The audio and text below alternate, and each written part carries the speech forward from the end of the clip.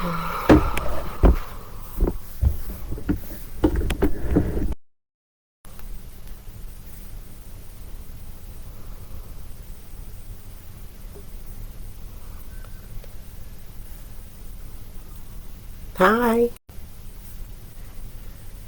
Hi, everyone. Just making sure I'm live in the right place. Whoops.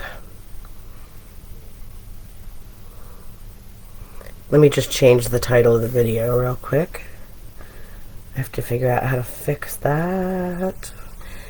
Hello. How's everybody doing today?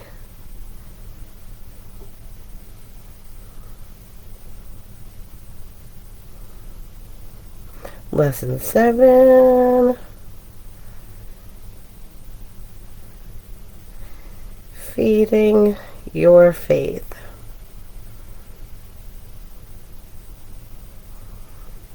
I'm so glad to have you here with me, whether you're here on the live or on the replay. Please say hi. I hope everybody's doing well. So, hi Shirley. I haven't talked to you in a little while. How are you?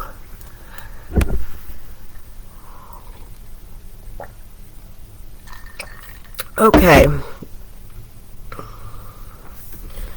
Fix that. So, last week we talked about changing some of the words and labels that we use to describe ourselves, right? Or the words and labels that others use to describe us that we somehow adopted. And taking those words, those descriptive words, those labels, the ways that we describe ourselves and the way that others people describe us, and the ones that aren't serving us, taking them and writing them down, and then writing down the opposite, right? And then trying to adopt the opposite of that, or even just something different in its place. It could be anything as long as it's something that would serve you, right? This week we're going to talk about, we're going to talk about feeding your faith. We talked about a few lessons ago in the beginning about feeding your faith and starving your fears. Tina, hello. How are you, lovely? I'm so happy you ladies are here with me today. How you doing, Tina? Shirley, that dog of yours is beautiful. She loves the snow, doesn't she? She had the snow on her nose. She has a husky, and she's so beautiful. Yeah, it's really good to see you both. So I wanted to talk a little bit about how do we feed this faith, right? Where we want to feed our faith, our beliefs, right? Our beliefs that serve us, our faith in ourselves, our faith in our dreams, our faith in what's possible for us, our faith in the process, right? The process of knowing that we can manifest the kind of life that we want, knowing that we have far more control over our lives than we've been led to believe in most cases, right? You're great. 2024 is your year. Awesome. It is your year. 2024 is going to be my year as well. Maybe just in a little bit different of a way, but man, let me tell you, I have great feelings for all of us for 2024. I really do. I have the best feeling in my gut about the outcome of what we learn and what we succeed doing, and even if we go through trials, which we will inevitably, I feel like this is going to be a year of success and growth.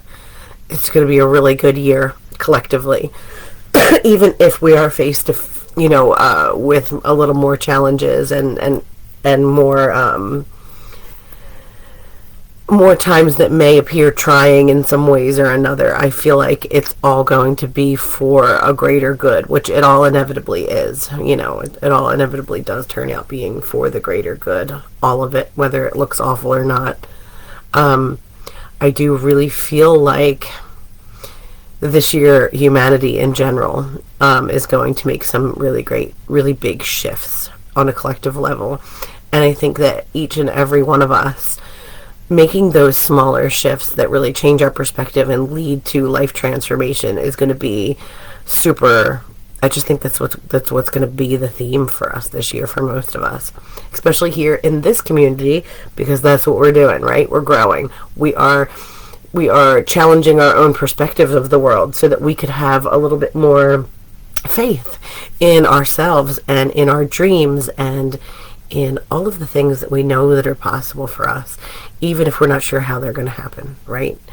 And I wanted to talk just a little bit today about some ways in which we can feed this faith in ourselves. And so I believe that you can have this magical, beautiful lifestyle. And you know how people say, you are what you eat? I think that's true. And I think it's true also when it comes to belief. I think that it matters. I think that it is the same way as far as, what you believe in. So what you pay attention to, what you give your energy to, is what grows. You become what you focus on, basically. And focusing on the things that you want and the positive beliefs that back that up are going to be so beneficial. So the human brain receives 11 million pieces of information every second from our outside world. 11 million pieces of information every second. It can process only 40 per second. And our brains choose this tiny little percentage. Out of this tiny percentage of all the things, it chooses what to process, what to store in the aware mind and the conscious mind, what to store in the subconscious, and what to store in memories and files for information that we have in our brain. Our brain's like a computer. And it also decides what to dismiss and what to ignore, what's not important in the grand scheme of the things that, the files that it's used to normally pulling up for us. When we try to think of the things that we learn, it decides what's available. What out of all that information, what's available for us to retrieve when we want to. Now, there's been studies that, there was a study in the city of New York. I don't remember who did it. And the study was, they took a group of people and they walked them all through the streets of Manhattan. They brought them back into the building and they put them all in different separate rooms, and they hypnotized them. And before they hypnotized them, they asked them a bunch of questions about what they saw, right, while they were on this walk, and what they saw and what they remembered. And they remembered some things that were going on in the street, but they didn't, of course, remember everything, and not everyone noticed the same things as well. Well, they hypnotized all these people, and when they hypnotized them, they actually had stored in their subconscious so much more information of what they saw and heard and the things that were going on that their conscious mind couldn't remember. And so we don't really get to choose what we remember and what we don't remember. Of course, the things that we focus on are the things that we're going to remember, right? Because if we're focusing on it, our brain's going to be like, oh, well, that's important. Let's file that away. It's not going to dismiss anything that we focus on, because we are training our brain what we find important, and then the brain is choosing for us how to process all the information that we take in. So we want to make sure that we're feeding what we want to focus on, so that our brain takes it as important and it gets filed in the conscious mind and it gets activated for us, right? It's a choice. What we choose to focus on shapes how we perceive and interpret our world. And so you are what you focus on. You will always be what you focus on. And so this is like, when you're teaching, like say you're teaching a kid how to play ball. And this is like one of those things where, like, even if they're not great yet, you see them practicing and you trying. Feeding the faith. Give me just 1 second, guys. I'm sorry. I'm distracted because my nose is a mess today. I can't stop sneezing. And I feel like I can't even breathe. I'll have to take some Golden Seal. So it's like you're teaching a kid, right? You're teaching them, say you're teaching them baseball. And you see they're trying really hard and they're learning. Telling them that they're getting better is feeding their faith in themselves because they keep getting out there, they keep practicing. But telling that kid, like, you get better every day. You're getting better all the time. It's like that song. The Beatles song.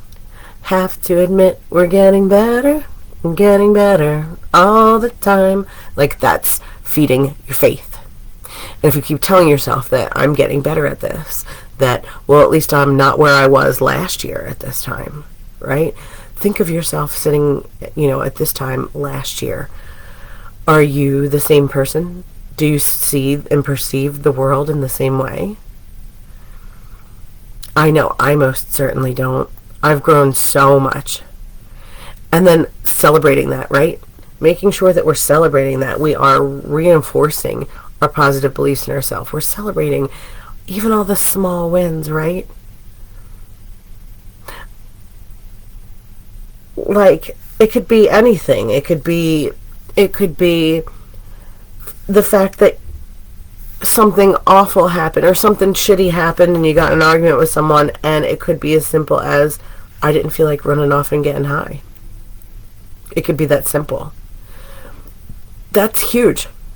I know it seems like not a big deal, but something like that can be really huge.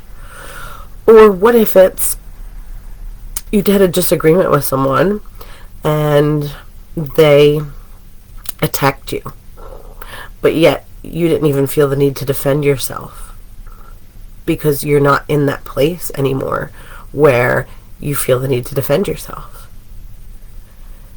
And it's things like this. Or maybe that old feeling of, well, that's not who I am, you've got me wrong, and wanting to explain yourself. Maybe that did come up, but you stop yourself from actually responding to it and just being like, guess what? I don't have to prove myself to anyone. I know I'm worthy, and I know that they are wrong about me, and that's okay. And just keep it moving. Like, I don't want to be around people who are going to attack me just because we didn't agree anyway. That's something that came up for me as well recently. And so it's like recognizing those small wins, those small shifts in the way that you behave and react to the world, they're huge. They're friggin' huge. And so telling yourself, I'm getting better every day.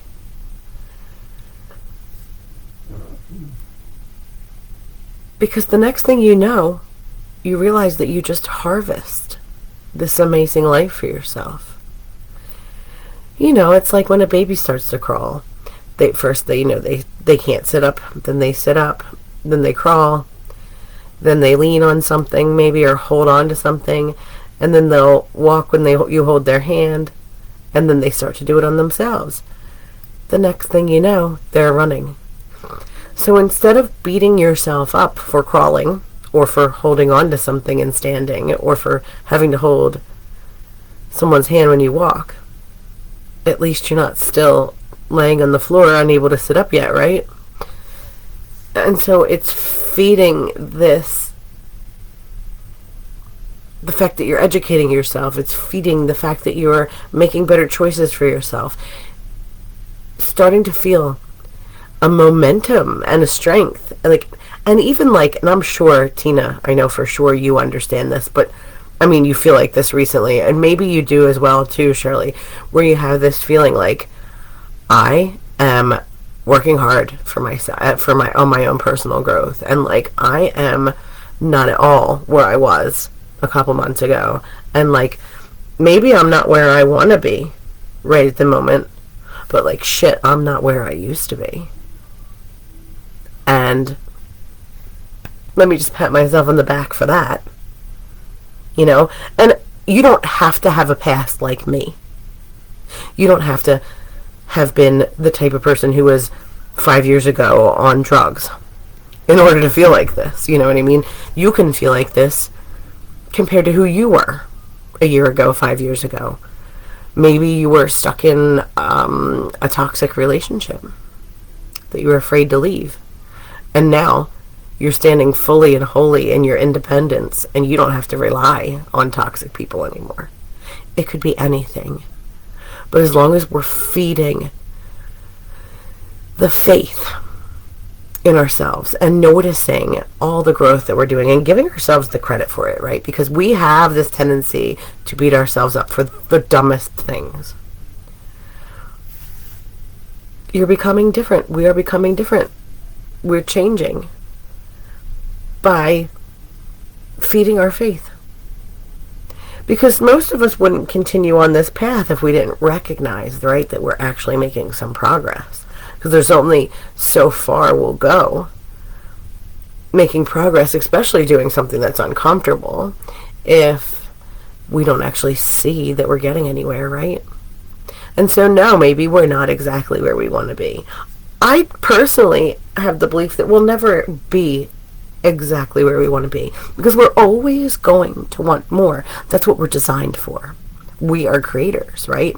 And so part of being a creator is having a desire to improve things, having the desire to create something new, having the desire to adopt a new passion or a new project, or whatever. We're creators. This journey is never going to be over. That's why we have to really sink into enjoying it as a journey. Enjoying where you are right now and celebrating all the wins along the way. It's super important. Does anyone have any questions for me? Take a look. Next week, we're going to talk about expecting magic. But that's also important as well, too. I'll mention it now. That not only are we to feed the faith that things are getting better, but expecting magic to happen, knowing that it's on its way, having that knowing that things are going to work out, and I'm expecting something magical to happen at any moment. Living in that energy will help you attract anything that it is that you're attempting to attract in your life. I know, so today wasn't a very long video. These living magic videos have not been very long, and I kind of like that. I've found a way to really get right to the point. I'm loving where I'm at. I'm being propelled forward. Exactly. That's amazing. I'm so happy that you love where you're at. I love where I'm at too, and I feel like I'm being propelled forward as well. I feel like right before New Year's I had this release of blocks that just fell away, and it's I'm now weightless, and I now feel like I'm moving along in a very inspired way, where before I felt like I would get frustrated a lot, and I know that when I feel frustrated, that means I'm out of alignment, basically. And so I've really been leaning into the idea of non-resistance.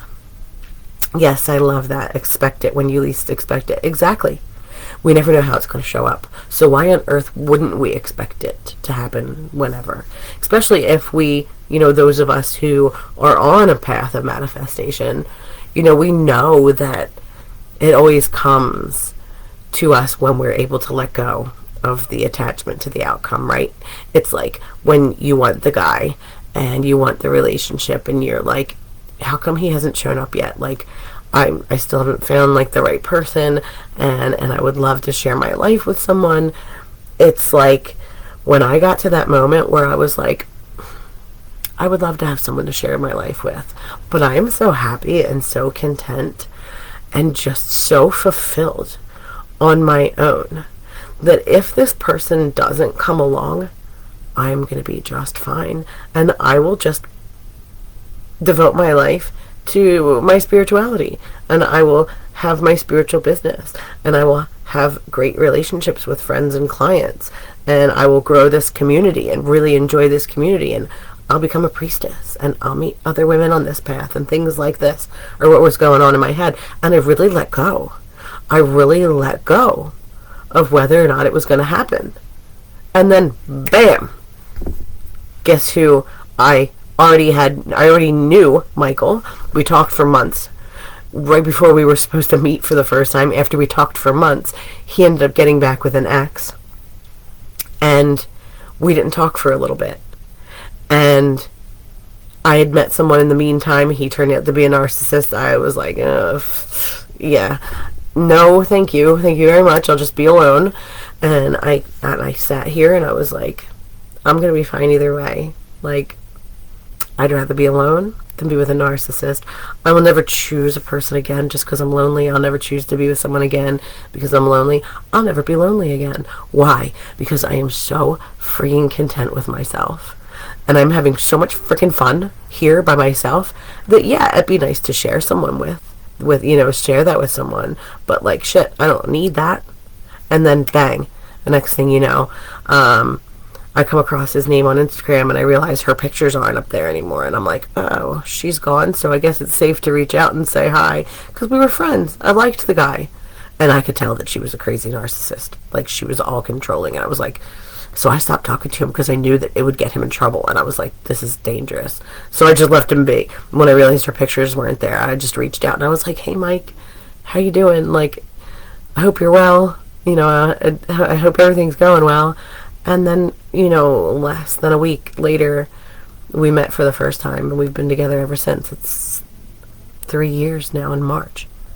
I think I found that person I'm supposed to be with. Every day is getting better. That's amazing. I'm so happy. I'm so happy for you. Yeah, thinking of being with someone is actually pretty stressful. I'm sure that it is, because then you'll have to change, because you'll have to, like, give your attention to someone else, right? And not focus on you. So that's actually good. That means that you probably should be alone for a while, Like, if you don't have that desire to even attempt to, like, date people to see, or if the thought of it stresses you out, then you're just not ready yet, and that's fine. And you, like I said, you could be in that space and be really happy, and then just think, like, if they ever come along someday, that'll be fun. And fully expect that somewhere down the line, when the time is right, that it'll happen. And it'll happen on its own, and you don't have to push. There doesn't have to be any tug of war. You don't have to sit here and argue with yourself. You don't have to do anything. That's the thing. And I've been really leaning into this idea of non-resistance, like not resisting the way things are. Being happy with what is. And if I'm not completely thrilled with everything exactly how it is, then at least I'm content with it and I accept that it is, and then I focus on something else to feel better, something else that does make me feel really grateful. Excuse me again, guys, my face. I don't know what's going on with my face. I guess it's this time of year. It's finally really cold here. Here on the Eastern Shore in Maryland, where I am, the Atlantic Ocean is really close, and although it's the Northeast, it doesn't get cold here like it does in the rest of the Northeast, because we get these warm pockets of air that come in off the Atlantic Ocean, and so they'll be like, snow is hitting the whole East Coast, and everybody's dropping into a deep freeze, and we'll stay above 32 here. Or it'll get cold at night, and then in the morning it'll go up to the 40s. And so, but the last couple of days it's been in the 20s at night, and the low 30s during the day. So, and we did get like a light coating the other day, but it was after a couple days of it being in the 40s, and I was like, yeah, that's not lasting a lot. It didn't even last a whole evening before it completely was disappeared. But we're supposed to get snow tomorrow night, and like I kind of really want it to land, and I don't have to drive out in it really anymore unless groceries or whatever, but everything's fairly close here.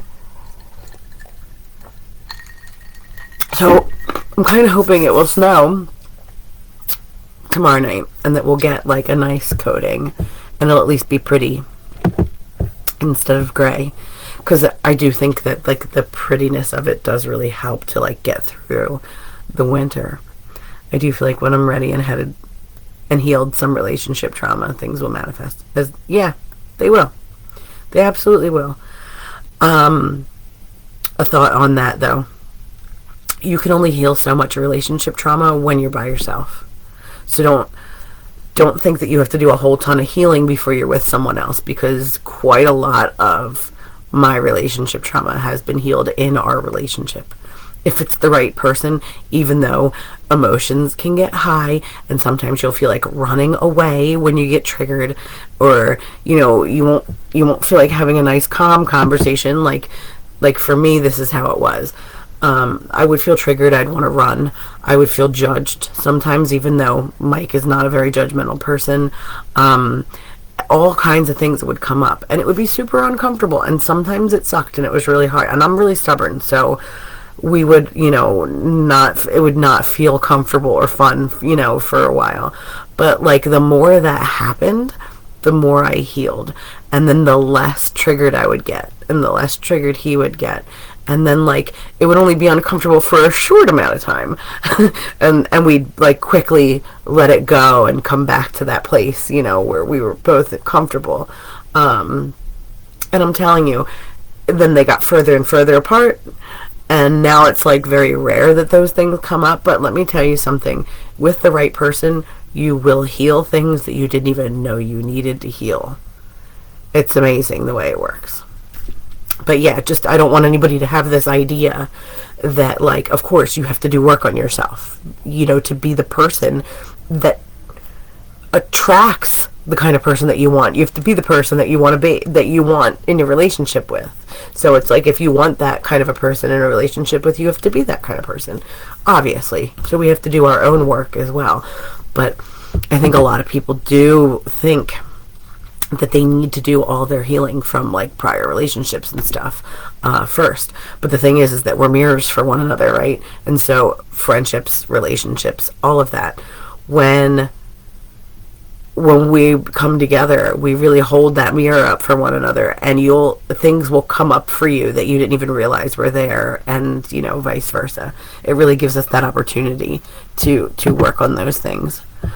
Being alone for 3 years helped me. But the guy I'm with now is helping me get over my 20-year relationship with my kid's dad. Yeah, exactly. Being with someone who's loving and patient and kind with you when you get triggered, someone who's willing to listen and help you figure out why you have the reactions that you have, to be, loving where someone else was controlling, giving you space where you used to be controlled, things like this. We can only do for ourselves so much, and I do think that we all should spend at least a year or two by ourselves after we get away from the toxic relationships, after we get sober and start to heal, like, the things that the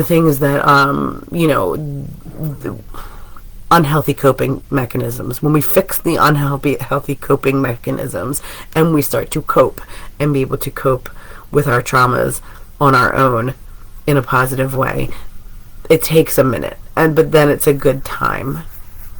Yeah, he's not, because he's probably like, why is she always feeling like she's sorry for being herself? It's probably strange to him, because that's one of the traits of people who have been, in toxic relationships, is always apologizing, because a lot of our toxic relationships, it's always people who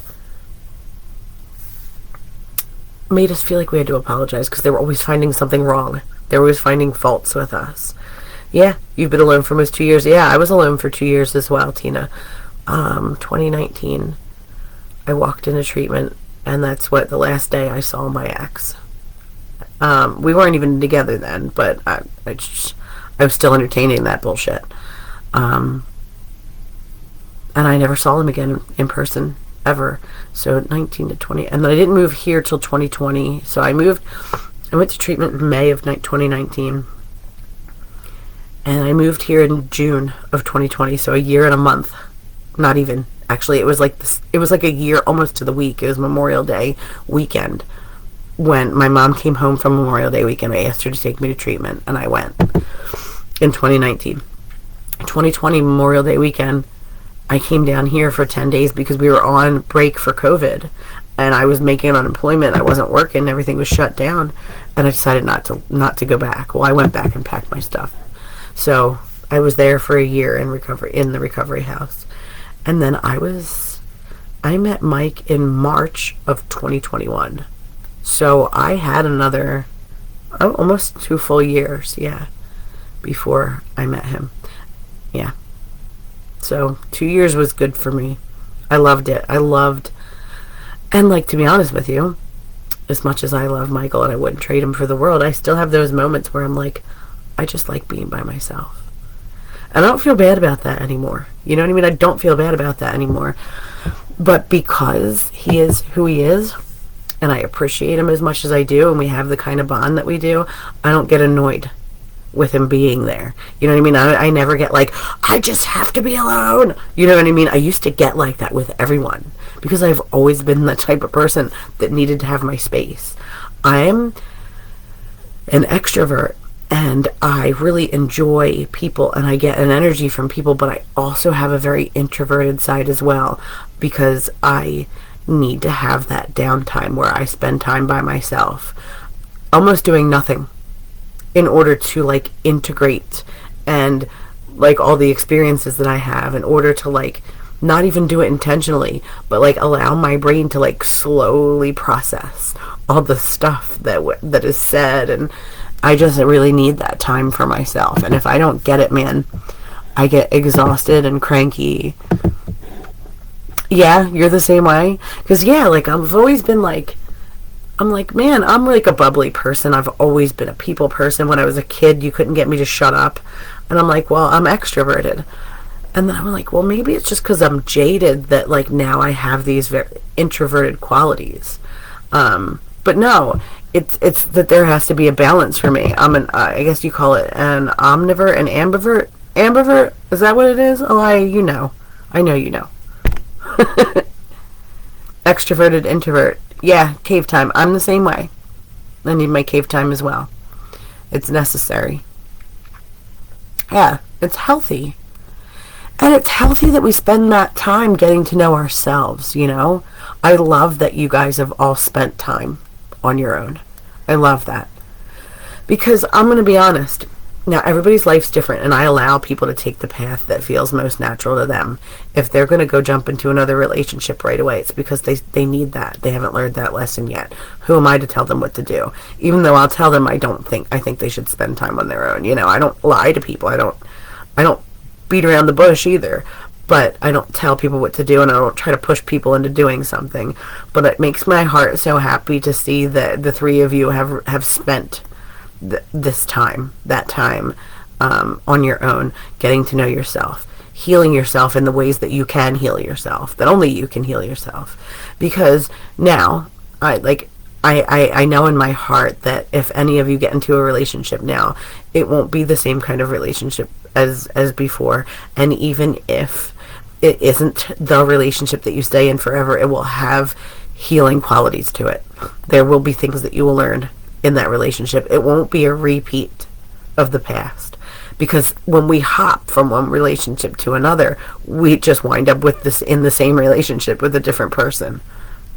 There's differences, but it winds up being the same thing over and over again until we learn enough about ourselves, until we spend that time getting to know ourselves. And you know what I mean? And so that makes me like my heart really full, because I know that the three of you have overcome that obstacle already, that you've already which is actually, honestly, spending that time alone was actually, I loved it. And I'm sure that you guys can say that too. As much as we all love having a partner and want to be with someone amazing for the rest of our lives, you can't say you didn't enjoy that time, that year or two, or maybe even 3, you know, doing whatever the hell you wanted without having to ask anybody permission, right? And, you know, spending hours and hours doing the things that make you happy without having to worry about someone telling you not to do it or whatever.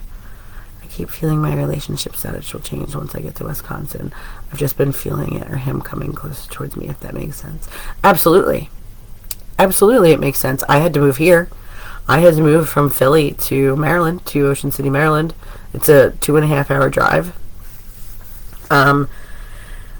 It wasn't really my plan to move here. I kind of went back and forth as to whether or not I wanted to or not, but it's so beautiful and peaceful and calm here. Plus there was family stuff that, needed my attention, and I really went back and forth because I was like moving back in with my family, because I had to get away from my family to heal. As wonderful as they are, and they really are wonderful, they were in some ways enabling, and in some ways there was more toxic shit going on in my family than I even realized. And then when you get sober, you see that stuff. When you get sober, you're like, oh, okay, she's more manipulative than I ever gave her credit for. Oh, this person's an enabler, because I know you can manipulate your family. You know what I mean? Like, it's not that it's their fault. It is so pretty here, and I fucking love it here. I really do. It is such a beautiful place. I loved it when I was a bad girl at times, though, because I would just hook up with guys. But you know what, Shirley, you weren't being a bad girl. You were just finding yourself. And I know that, like that's what we do at first to fill the void, too. But it's also, especially if you never did that, you had kids young. You know what I mean? Like, you were just feeling things out. You were having fun. You were enjoying it. You were, as long as we have that point where we're like, okay, I need to be healthy and, like, not screw the whole planet. Like, as long as we get to that point where we, like, have that emotional, maturity where we're like, okay, time out. This isn't actually fun anymore. Now I know I can get any guy in the bar. I don't really have to continue to do that anymore. That's part of most of our journey. Most of us that spend years with one person, or years raising kids, and then we find ourselves free, a lot of us act like that, at least for a short while. I know I did. For me, it was in my 20s. Yeah, I know you didn't do it when you were young. And so that's okay.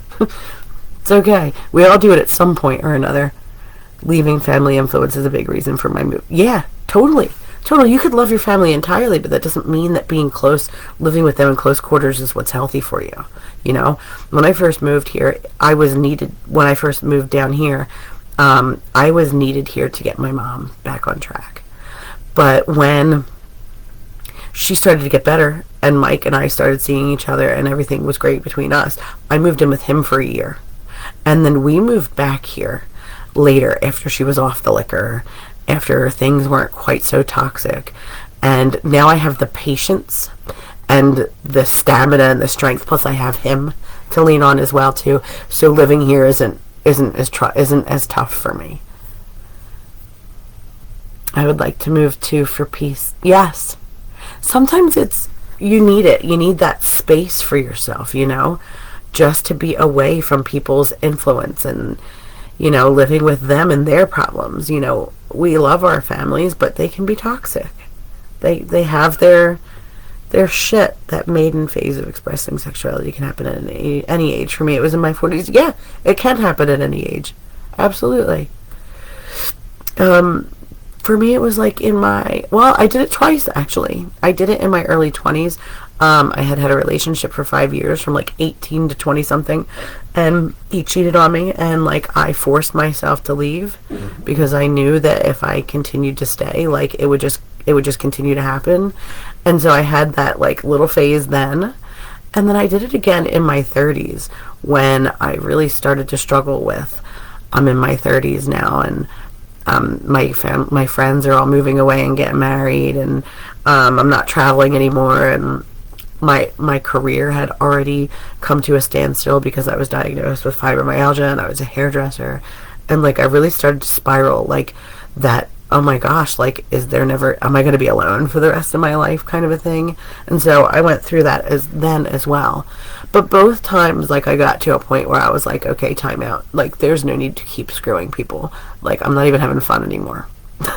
You know what I mean? Like, all right, ladies, let's be honest. Like, there aren't that many men out there that are going to please you that quickly without getting to know you first. Not like that. So it's not like it's every time it's the best time. You know what I mean? And so at some point you go like, okay, that's enough. Like, I'm not even having fun anymore. But yeah, there's nothing wrong with it. It doesn't make you a bad person. Like, I don't even want to hear that whore nonsense. That is not what a whore is. You know, that is not what a slut is. Like, we're allowed to be fucking human too. You know. We all humans go through those kind of phases, except the only people that don't are like people that get meet in high school and like stay together forever, which good for them. You know, good for them, but that's not the majority of us. Oh, me too. An Oscar-worthy actress. Oh, me too. Just to get it to stop. Like, that was so wonderful. See you later. But yeah. The best thing I did was move as well, Tina. I moved near my family, but had to leave my old town. I've had a hell of a slut phase. I'm waiting for Mr. Yeah. Or Mrs. Right. Yep. Yeah. And we've all had our slut phase, but I still don't think that's a slut. I'm sorry. Like, sleeping with people's husbands, you know, intentionally, that's slutty. Having a phase where you're sexually promiscuous is not really being a slut, you know? But moving, I recommend moving for anybody who's starting over. I really do. I recommend moving away from everything that's familiar and starting over in a new place. It does something for your psychology. It does something for your energy. It does something for your state of mind. Even does something for your perception of your own, of what's possible for you. Because being in a new place, like, you don't have these misconceptions like, oh, they'll never hire me. Like, you're brave when you move to a new place. Not only that, just the environment in general. It's really good to move around. I've always loved to travel. And, like, I will tell anyone, like, travel should be something that everybody should do, at least in some sense, if possible. But yeah, if you've lived in one place for a really long time and you're looking for a change in your life, I 100% recommend trying moving and starting someplace new. Even if it's not super far away, even if you don't know anybody, you're more capable than you think you are. And it's doable. It's doable. I know I have family here, but it didn't take me very long to meet someone and then have a happy home with them as well. You know, these things are all possible.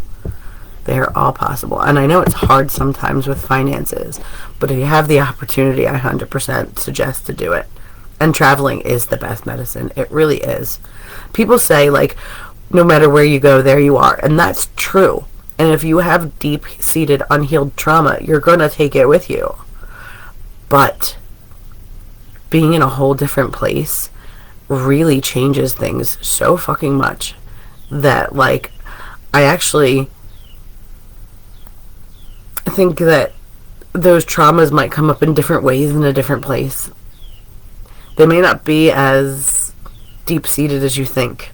They might be more brought on by people, places, and things than you would initially think. Yay! You're going to the Bahamas next week. That's so exciting. And Tina's going with her mom and sister, which she repaired her relationship with her mom and sister over this last 6 months, 8 months, and she's able to now allow them to be who they are and not expect them to change, but yet still be able to get along with them and not take it all personally, because she's realized that, like, it's her job, like, it's her place to heal, you know, the generational trauma in her family. And I think that that's familiar for a lot of us, you know, and it's super important. It's super fucking important. Yeah, I mean, and part of that healing relationships, right, is deciding what we can and can't live with, and then allowing people to be who they are and not taking who they are personally, you know? Alright, guys, I'm going to get off, and I'm going to make some videos for I'm going to make a video for the Awaken Her Magic course, and I have to make a couple videos for my new email course. And yeah, it's great hanging out with you guys, though. I love hanging out with you guys. Thank you so much for joining me today. I will upload this and send the replay, put the replay in the group as well too. Yes, and I will be back. We have a full moon in less than a week, and I'll be back to do a reading then. I'm also going to start doing lives more, so you'll see me, but I just can't say a time and like date that I'm going to do them all the time. Like sometimes they're just going to have to be random, but you'll be seeing me more. I love you all. Thank you so much for joining me. I love you guys, all three of you, so very much. Have a wonderful day. I'll see you guys soon.